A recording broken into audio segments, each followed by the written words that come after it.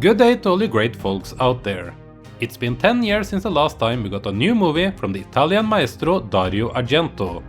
And many of us assumed that the abysmal Dracula 3D from 2012 would be his last. But here we are in 2022 with a spanking new Dario Argento movie.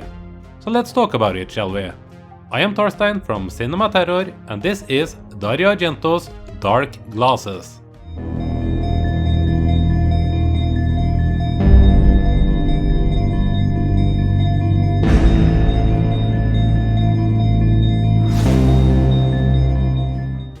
The story takes place in the most beautiful city in the world, Rome.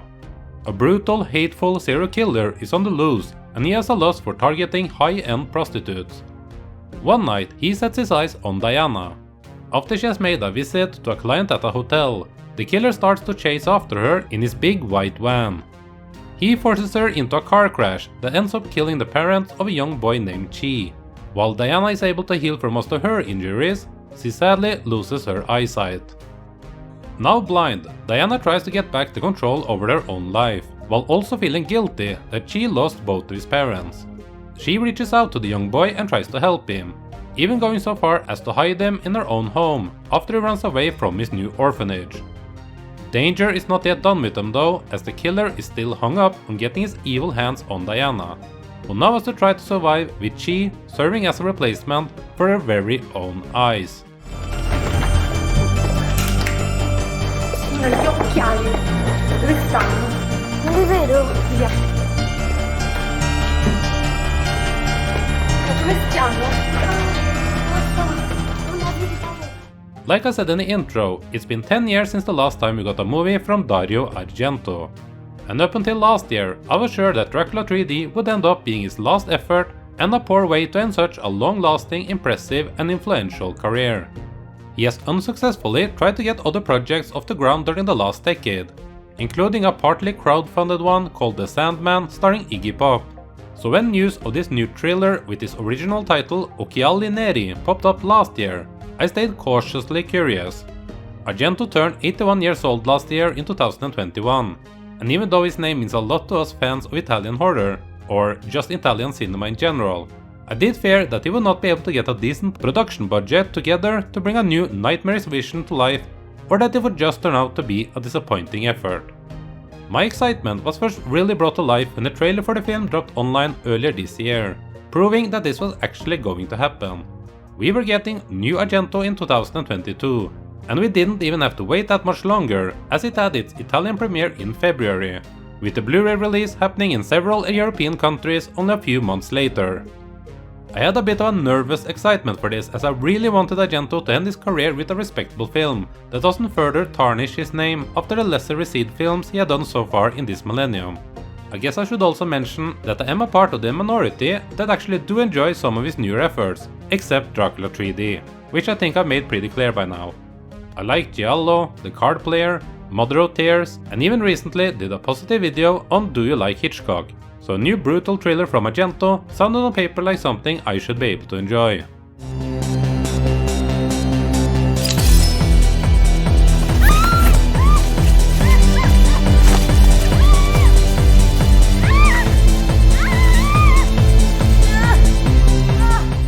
So, did I enjoy Dark Glasses?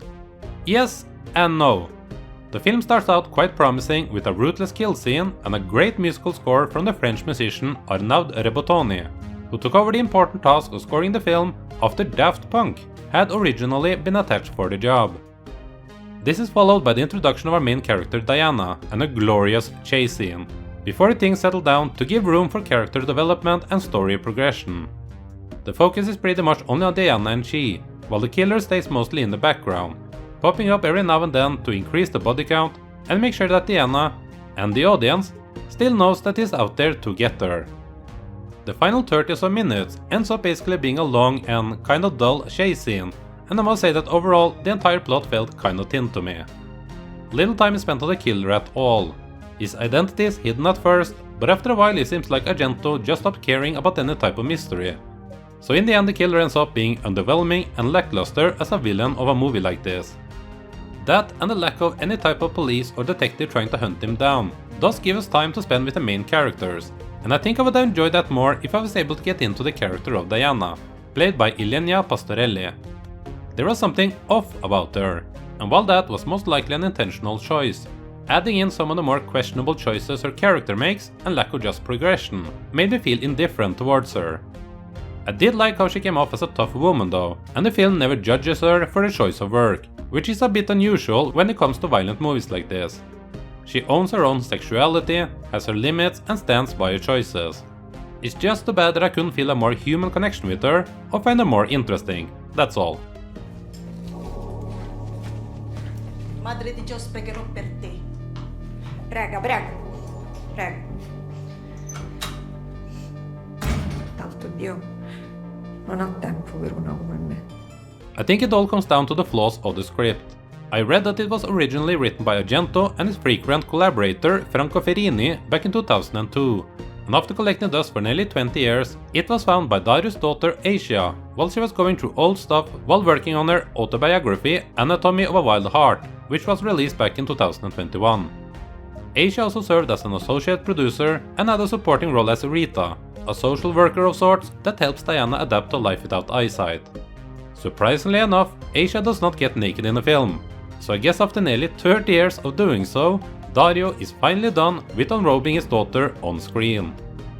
I don't know how much rework Argento and Ferrini did when picking this story back up, but it feels like they should have invested some more time in making the characters work and flesh out the story, especially when it comes to the final half of the film, as even though Dark Glasses only has a running time of 86 minutes, the plot elements run so thin that it still feels very much stretched out.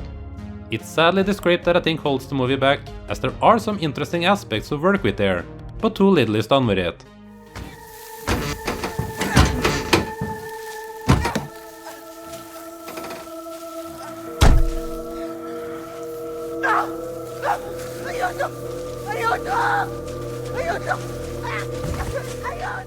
You could easily make an argument that Argento's best movies are more about style than story anyway, but since Dark Glasses is more minimalistic when it comes to the visual look, the poor plot stands out even more. While I do think that the movie looks good, Argento relies more on standstill camera angles and doesn't move it around as much as he would have done back in his younger days. Fans of Year Occult will be happy to hear that there are some absolute bunker sequences in the film. I don't even know where to start with the water snake scene, and the solution to the final climax is equally ridiculous and brutal in a way that would make Lucio Fulci proud. All of the violence comes off as fun in a bizarre way. I could easily see Argento giggling on set while filming this stuff, and some of it is very well done, especially the opening scene and the end of the initial car chase, which is just excellently done. The other high point besides the violence is the brilliant music by Rebottini. It's pulsating throughout the entire film, setting the mood and bringing a real uns energy to it. While it might be a bit too much at certain points, I will still say that the score is highly enjoyable and perhaps the best out of any Argento films from the last 20 or even 30 years. I'm sure it will end up in my collection in some type of format in the future, as this is the type of music I can easily have on in the background while I'm working on new videos.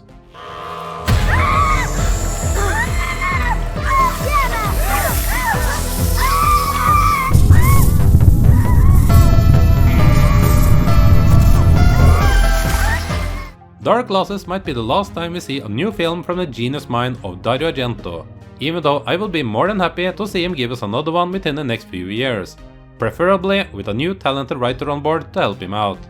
And yes, his prime might have been long gone by now, but I'm happy to see that the guy is still able to entertain me after he has been a filmmaker for over 50 years. Dark Glasses might not do much to expand his fanbase, but it will be a satisfying experience for those of us who have stuck with him during the lower points of his career. And that's also the crowd that I would recommend this to. I would rather recommend to those who are new or interested in Argento or the wonderful world of Italian giallis to start elsewhere.